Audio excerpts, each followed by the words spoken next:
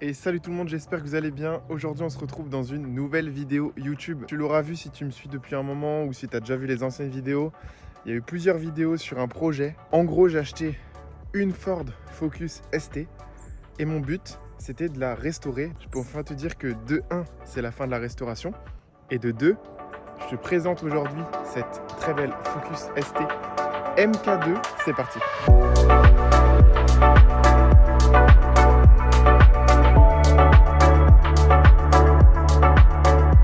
Alors là voilà, la Focus ST MK2. Je vais te présenter mon exemplaire. Ça c'est une ST MK2 phase 1 de 2006. Il faut savoir qu'une ST comme ça, neuve chez Ford en 2006, coûtait 25 500, 26 000 euros grosso modo, noir métallisé comme ça par exemple. Et tu vois franchement pour 26 000 euros, aujourd'hui dis-moi ce que t'as. À part une Clio 5 un peu optionnée correctement, t'as pas grand chose. Moi personnellement j'avoue que j'avais 4 ans quand elle est sortie. On a loupé un peu la bonne époque parce qu'une voiture de ce gabarit-là maintenant, c'est plutôt 50 000 et avec les malus, laisse tomber. Sur cet exemplaire-là, on a une belle peinture noire métallisée. Les phases 1, tu les reconnais à ces optiques. La calandre est différente. Sur les phases 2, elle est beaucoup plus allongée. Comment on reconnaît une ST par rapport à une Fiesta normale? Alors, tu as plusieurs choix. Premièrement, le logo ST que j'ai rajouté parce que je trouve qu'il manque un truc sur l'avant sinon. Tu as les calandres en nid d'abeille qui sont spécifiques à la ST de cette génération-là. Pareil sur la partie basse, tu as un pare-choc qui est un petit peu différent. Les anti-brouillards ici qui sont entourés de plastique font un peu ressortir l'avant de la voiture. Tu as des jantes spécifiques en 18 pouces. Tu as le petit logo ST sur le côté évidemment.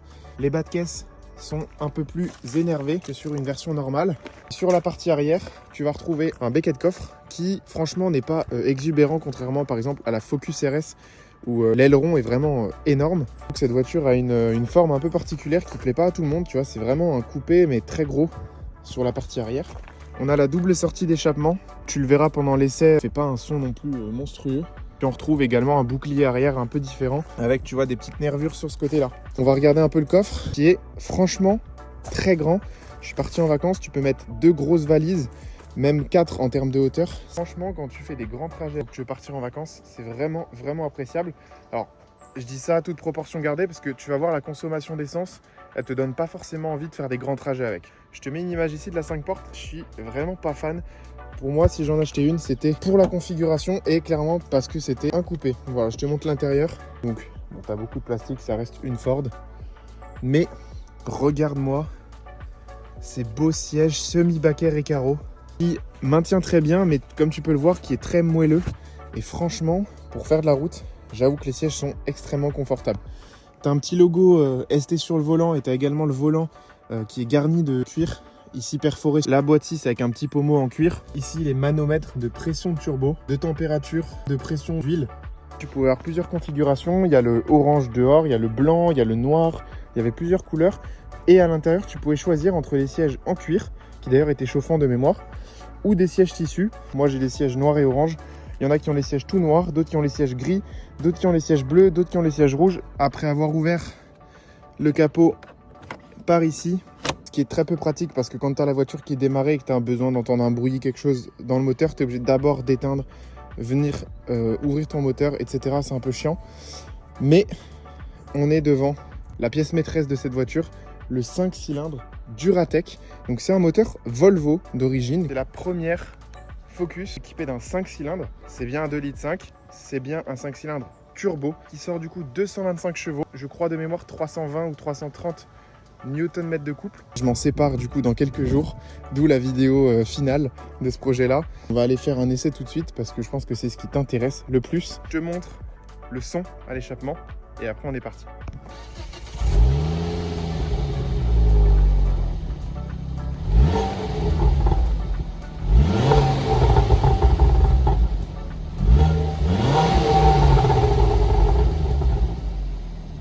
Alors j'étais dans un petit lieu là pour faire mon tournage et je viens de regarder, regarde, je vais te montrer avec la caméra qui est juste là.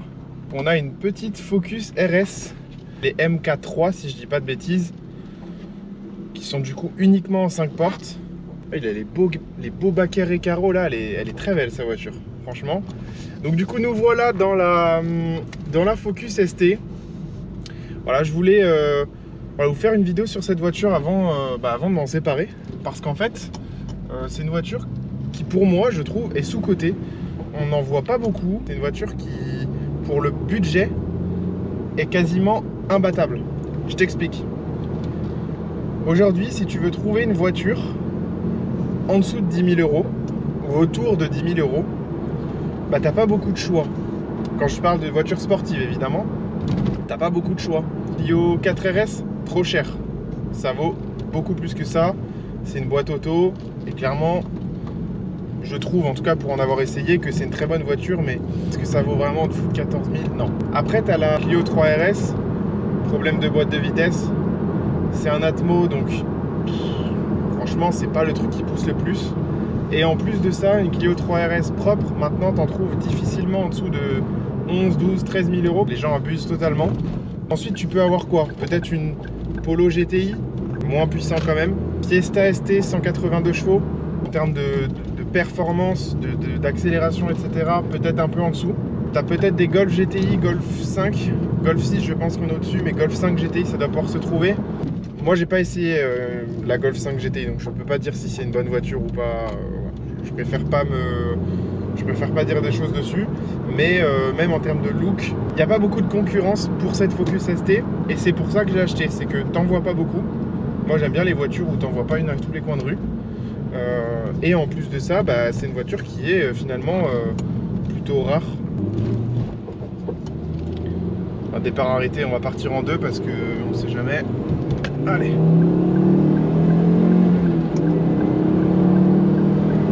Cent. 130, 132, 133, 134, 135. Voilà. Donc, comme tu peux le voir, c'est très bien pour s'insérer sur l'autoroute, premièrement. Deuxièmement, et je pense que c'est le plus important à retenir, c'est que, en fait, tu as une boîte 6. Tu as beaucoup de couples, donc tu n'es pas obligé non plus de tout le temps réaccélérer, de tomber un rapport. Donc ça, c'est très agréable. Le seul souci pour l'autoroute, c'est qu'il n'y a pas de régulateur de vitesse. C'est une voiture sur l'autoroute qui se conduit très bien. Pour le plus gros défaut qu'elle a pour moi, c'est la consommation.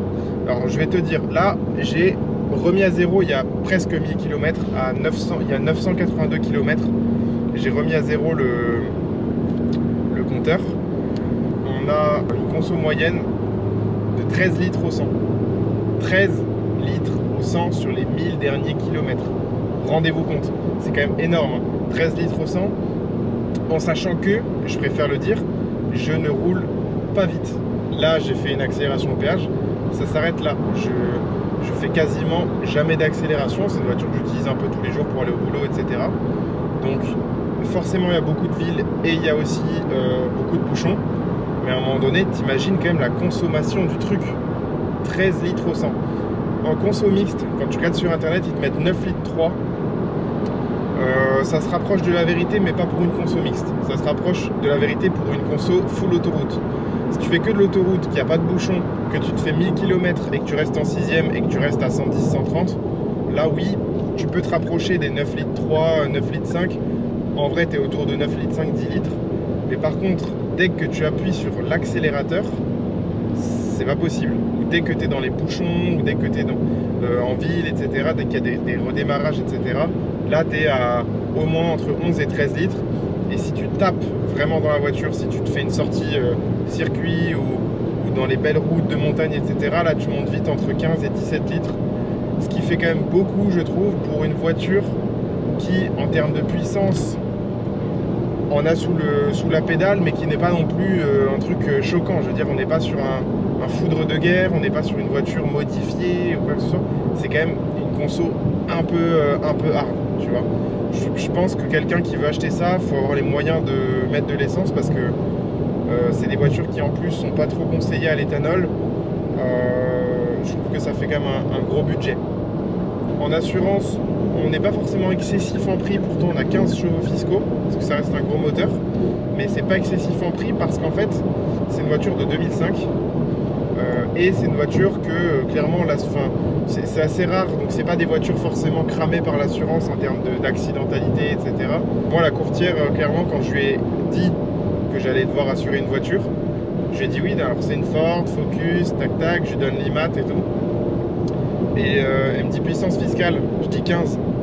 Elle m'a dit comment ça 15, c'est une Ford Focus. Ah, tu vois, là tu as une Audi RS3 8Y, les dernières, juste à gauche, qui a elle aussi un 5 cylindres 2.5 dans une RS3 comme ça fait, je crois qu'elles font 400 chevaux d'origine. Nous on est à 225 chevaux, donc je vais pas faire la course avec. Elle fait des retours, hein. Franchement elle fait des retours des fois. Donc là on va arriver à Nice. Je vais à Nice pourquoi? Déjà parce qu'on va avoir des plus belles routes là-bas.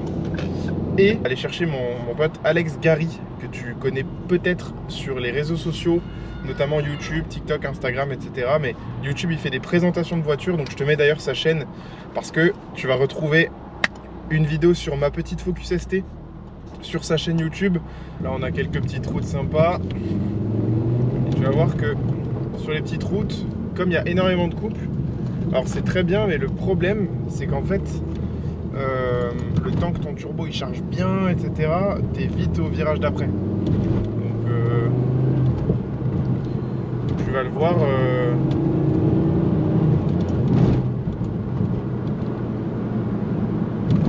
Ça a beau être une voiture qui est lourde, entre guillemets, hein, pour ce que c'est.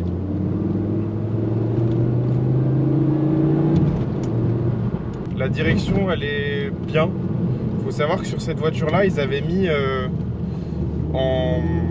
de série en fait une direction assistée réglable. C'est-à-dire qu'en fait, tu as 3 modes de conduite qui changent uniquement la direction assistée, pas l'accélérateur, le freinage ou quoi que ce soit. Et en fait ça change. Alors, tu as le mode standard, le mode confort et le mode sport. Et ça change en fait en fonction du mode, la rigidité du volant.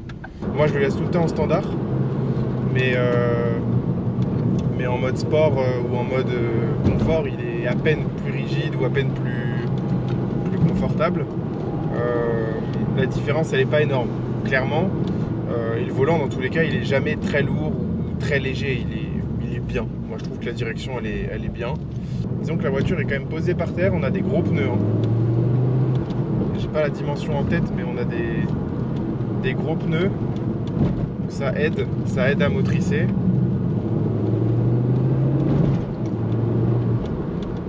Et sans aller dans des vitesses de fou, on peut profiter des capacités de cette voiture-là. Il lui manque vraiment une ligne, je trouve.